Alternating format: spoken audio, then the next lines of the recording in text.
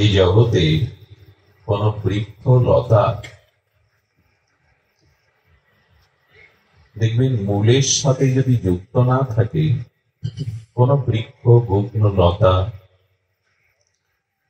সে যদি মূলের সাথে যুক্ত না থাকে, তবে তাতে ফল ফুল ধরে না, সবুজ পল্লবে পল্লবিত হতে পারে না।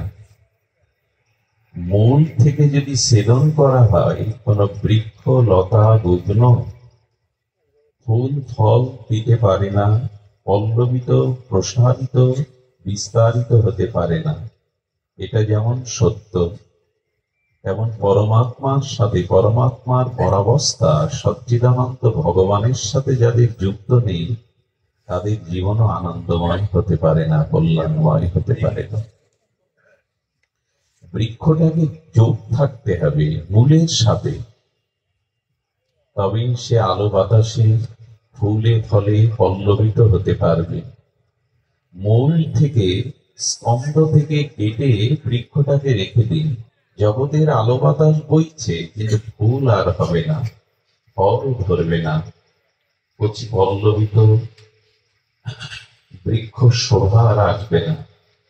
তেমনি ভগবানের সাথে যারা আমরা যুক্ত নই, সেই পরমাত্মার পরাবস্থা সচ্চিদানন্দ ভগবানের সাথে যাদের সংযুক্ততা নাই, তাদের জীবনে পরম আনন্দ পরম কল্যাণ আসতেই পারে না।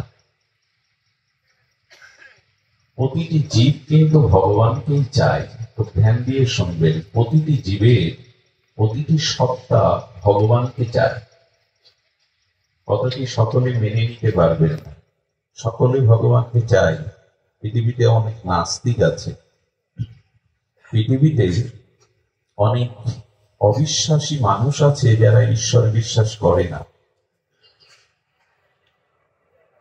তো তাহলে এই কথার সত্যতা কোথায় যে সমস্ত জীব ভগবানকে চায়? এ কথার ব্যাখ্যা আমাদের আচার্যরা জানিয়েছেন, ধ্যান দিয়ে শুনুন। দেখুন, আপনি এখানে প্রদীপ প্রজ্বলন করলে প্রদীপের শিখাটা উপরের দিকে যায় কিনা? আপনি যে কোনো জায়গায় অগ্নি তত্ত্ব প্রজ্বলিত করুন, অগ্নি জ্বালা, ওর শিখাটা, ওর গতিটা ঊর্ধ্বমুখী হবে কিনা? নিচের দিকে অগ্নির শিখা কি আসবে? কারণ কি? কারণ অগ্নির সৃষ্টি সূর্য থেকে, যেখান থেকে যে বস্তুর সৃষ্টি তার গতি প্রকৃতি সেই দিকে। যেমন দেখবেন পার্থিব বিকার, একটা মাটি ঢেলা বা পাথরকে আপনি উপরে ছুড়ে দিলেন, বহু উপরে ছুড়ে দিলেও কি উপরে থাকবে? সে কোথায় আসতে চাইবে? তার গন্তব্য যেখানে, যার সৃষ্টি যেখানে, যার উৎপত্তি যেখানে, ও সেখানেই ফিরে আসতে চাই কিনা? এবং জল তত্ত্বকে আপনি যত উপরে তুলুন, জল দেখবেন বিন্দু বিন্দু আকারে গড়িয়ে নিম্নগামী হবে, কারণ সমুদ্র জলের উৎস, নিচের দিকেই যাওয়ায় জলের স্বভাব। এমনি আমাদের সৃষ্টি ভগবান থেকে।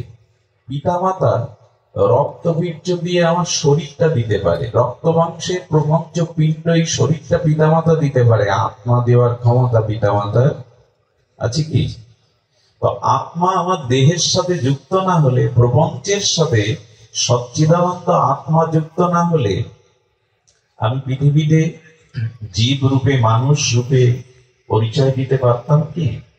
আমি তো তখন মৃত।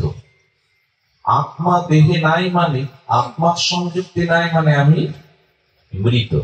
এই জন্য পিতামাতা আমাকে দেহটা দিতে পারে, রক্ত মাংসের পিণ্ড প্রপঞ্চময় শরীরটা দিতে পারে, আত্মা দিতে পারবে না। এই আত্মার অংশই আমরা।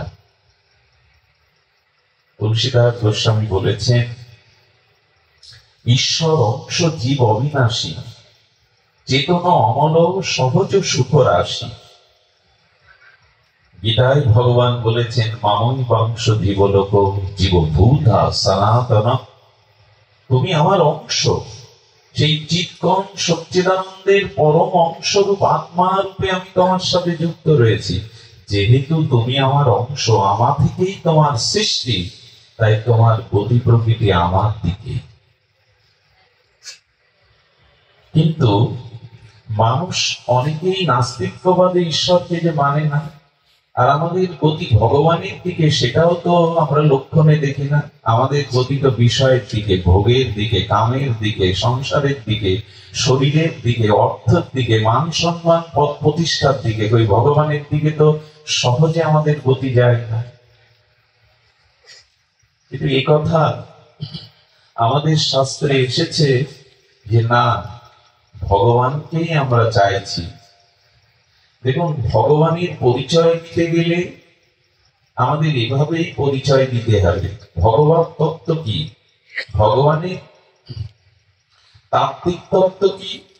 তাত্ত্বিক তত্ত্ব হলো সচ্চিৎ আনন্দময়। ভগবান হলেন সচ্চিৎ আনন্দ। এভাবে না জানলে কিন্তু আবেগে ভগবানকে জানা যাবে না। হই হুল্লোড় করে আবেগ তাড়িত হয়ে পরতত্ত্ব ভগবানকে জানা যাবে না। গীতা, ভাগবত, উপনিষদ, ঋষিদের সেই সাধনার উপলব্ধিতে তারা জানিয়েছেন ভগবান মানে সচ্চিৎ আনন্দ। এই তিনটি তত্ত্ব সমন্বিত যেখানে, সমষ্টি যেখানে, তাকে বলে ভগবান। সচ্চিদানন্দ পূর্ণ কৃষ্ণের স্বরূপ। অমর পুরাণ সর্ববেদান্ত সার ভাগবত তাই বলেছেন, সচ্চিদানন্দ উপায় বিশ্ব উৎপত্তাদি বেদরে তাপত্রায় বিনাশায় শ্রীকৃষ্ণ বয়ান নমঃ। ভগবান কিরূপ না, তিনি সৎ, তিনি চিৎ আনন্দময়। দেখুন, প্রতিটা জীব ভগবানকে চাইছে কিনা এই তত্ত্বের দ্বারা নিরূপণ করেছেন আচার্যরা। ধ্যান দিয়ে শুনুন। সৎ বলতে যা ত্রৈকালিক সত্য আছে, পূর্বে ছিল, এখন আছে, ভবিষ্যতেও থাকবে, যা সর্বত্র সর্বদা। সৎ অবিনাশী, সৎ কখনো বিনাশ হতে চায় না। আচ্ছা বলুন তো, আমরা কখনো আমাদের বিনাশ চাই কি? ঈশ্বর চাওয়ার দরকার নেই আপনার, আপনি আপনার বিনাশ চান। পৃথিবীর প্রতিটা প্রাণী তার অস্তিত্বকে টিকিয়ে রাখতে চায়, চাই কিনা? জলে যদি কোনো একটা পিপিলিকা পড়ে যায়, সব প্রাণী তো বাঁচতে চায়, তার অস্তিত্বকে টিকিয়ে রাখতে চায়, নিজের অস্তিত্ব বিলীন হোক কেউ চায় না। তার মানে সত্তাকেই আমরা চাই। আমার অস্তিত্ব বিলীন হোক আমি চাই না, আমার অস্তিত্বকে আমি সর্বদা স্বীকার করতে চাই। এই জন্য বোধ হয় মৃত্যুকে কেউ মেনে নিতে চায়, মৃত্যুকেও প্রার্থনা করে না, এই জন্য মৃত্যুকে মেনে নিতে চায় না, এই জন্য নিজের অস্তিত্বের নাশ কেহ চায় না। আমি বেঁচে থাকতে চাই, চিরদিন থাকতে চাই, আমার অস্তিত্ব বিদ্যমানতা থাক, আমার অস্তিত্ব যেন সংকটে না পড়ে। এটা চাওয়া মানেই তো ভগবানকে চাওয়া। কারণ পৃথিবীতে আর সকল কিছু বিনাশী, নশ্বর, একমাত্র সৎই হলো অবিনশ্বর, যার ধ্বংস, লয়, ভয় এগুলি নাই। আমিও তো চাই আমার অস্তিত্ব টিকে থাকুক। কেউ অস্তিত্ব বিনাশ চায় না।